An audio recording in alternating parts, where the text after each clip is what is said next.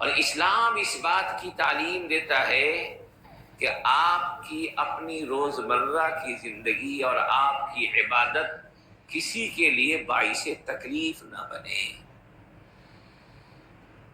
آپ کی عبادت کسی کے لیے باعث تکلیف نہ بنے، باعث مشقت نہ بنے.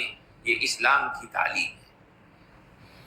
اس لیے قربانی کی عبادت کے انجام دینے میں بھی ہمیں اس بات کا خاص خیال رکھنا ہے کہ ہم اس موقع پہ انسانوں کے سامنے اسلام کے محاسن کو، نظام نظافت کو، نظام طہارت کو، پاکیزگی کی تعلیمات کو ہم لوگوں کے سامنے پیش کریں کہ اسلام کس قدر پاکیزگی کو پسند کرتا ہے، صفائی کو پسند کرتا ہے. اس کے لیے کیا ہے کہ بھائی ہم قربانی کر رہے ہیں تو بر وقت صفائی کا اہتمام کر لیں.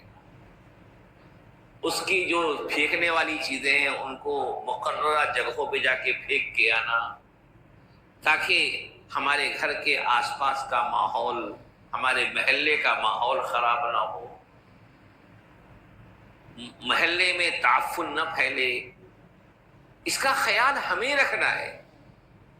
ہم نے قربانی کر لی اور اس طرح اس کے خون کو، گندگی کو بہا دیا کہ روڈ پہ گزرنے والوں کو تکلیف ہو رہی ہے، ان کے کپڑے خراب ہو رہے ہیں. یہ دوسروں کو تکلیف دینے والی بات ہے. عبادت کیجئے لیکن عبادت میں شرعی تعلیمات کا بھی خیال رکھنا ہماری ذمہ داری ہے.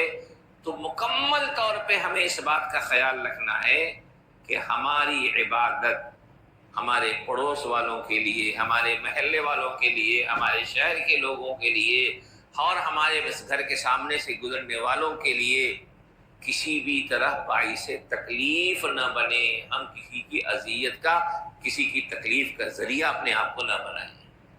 اس کا خاص ہمیں خیال رکھنا ہے. اس کے علاوہ کیا کہا گیا کہ لن ینال اللہ لحومها ولا دماؤها ولکن ینالہ التقوی منکم. تم نے کس رنگ کا جانور قربان کیا ہے، کتنا بڑا کیا ہے، اس میں کتنے کلو گوشت نکلے ہیں، یہ سب چیزیں اللہ کے پاس نہیں پہنچ رہی ہیں. پہنچ رہی کیا چیز؟ وَلَٰكِن يَنَالُهُ التَّقْوَىٰ مِنكُمْ. وہ جذبہ، وہ اخلاص، وہ رضائے الہی کے حصول کی تمنا، اللہ کو راضی کرنے کی کا ارادہ، وہ جو نیت ہے آپ کی، وہ اللہ کے پاس پہنچ رہی ہے. فرمایا کہ اپنی قربانی کے پیچھے نیت اچھی رکھیے. خاندان میں مقابلہ اور اپنے آپ کو دوسروں سے بڑھ چڑھ کے قربانی کرنے والا بتانے کے لیے قربانی نہ کیجیے کہ میں تو اتنے کا جانور لاؤں گا کہ کوئی میرا مقابلہ نہیں کر پائے گا. یہ جذبہ آپ کے دل میں آ گیا اور آپ نے زبان سے کہہ دیا کہ میں تو ایسا کر رہا ہوں، میں ایسا کر رہا ہوں. جہاں یہ انا اور میں کا جذبہ آیا وہ چیز ضائع ہو گئی. بسا اوقات تھوڑا مال اخلاص کی وجہ سے اللہ کو اتنا محبوب ہو جاتا ہے کہ اس کا مقابلہ بڑا سے بڑا مال نہیں کر پاتا. تو آپ جو بھی قربانی کر رہے ہو، اللہ آپ کو جو بھی عطا کر رہے ہو، اپنی قربانی کسی کے مقابلے کے لیے نہ کیجیے، کسی کو دکھاوے کے لیے نہ کیجیے. کوئی تعریف کر کے کیا آپ کا کیا کر دے گا، بہت ہوگا ماشاءاللہ، بہت اچھا کیا آپ نے، بہت بڑا کام کیا آپ نے، کیا ملا آپ کو؟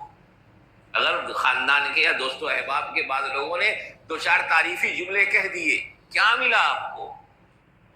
لیکن اس کے ذریعے آپ نے کتنی بڑی قیمتی چیز کو ضائع کر لیا کہ یہ پلسرات پہ سواری بننے کے لیے آپ نے یہ کام کیا تھا، اللہ کو راضی کرنے کے لیے آپ نے یہ کام کیا تھا.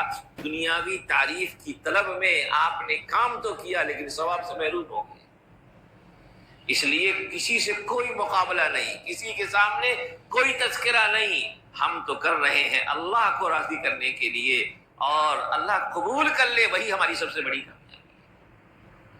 اس لیے قربانی کو اسلامی تعلیمات کی رعایت کرتے ہوئے، قوانین و نظم و ضبط کی رعایت کرتے ہوئے، پابندی کرتے ہوئے اس عبادت کو انجام دیں.